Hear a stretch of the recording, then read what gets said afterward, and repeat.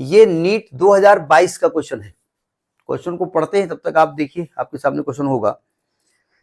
कह रहा है the angular speed of a flywheel moving with a uniform angular acceleration changes from 1200 RPM to 3120 RPM in 16 seconds.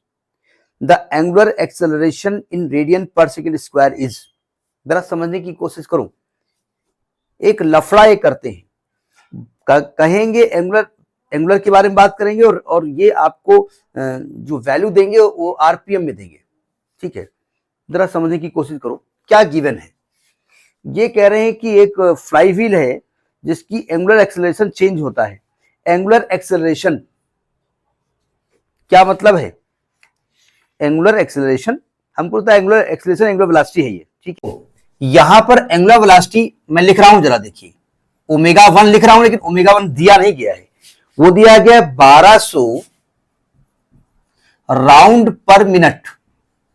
इसका मतलब 1200 को किससे डिवाइड करेंगे? 60 से डिवाइड करेंगे कि मल्टीप्लाई करेंगे?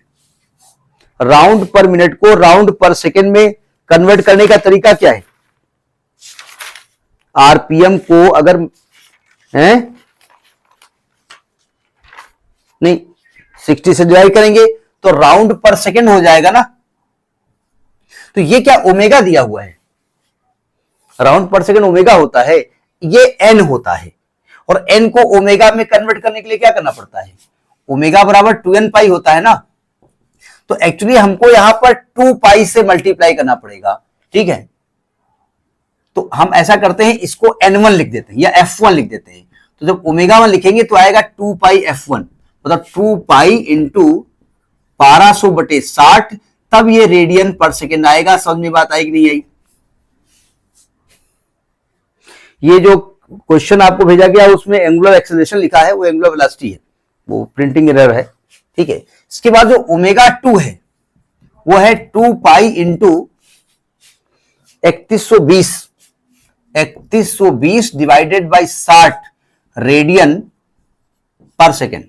हम जानबूझ के काट नहीं रहे, काट दो, 0 से 0 कट गया, 6 दूनी 12 20, तो ये आएगा 40 पाई रेडियन पर सेकेंड। इसको काटो जरा, ये कट जाएगा, 6 से कटेगा, 6 पंचे 30, 6 दूनी 12, तो 52 दूनी कितना आएगा? 5200 104, 104 पाई रेडियन पर सेकेंड। टाइम कितना दिया हुआ है? 16 सेकेंड। टाइम दिया है 16 सेकेंड। तो ये कह रहे हैं कि इसका एंगुलर एक्सेलरेशन कितना होगा? तो अल्फा इज इक्वल टू क्या होता है? Omega 2 minus omega 1 upon T होता है ना।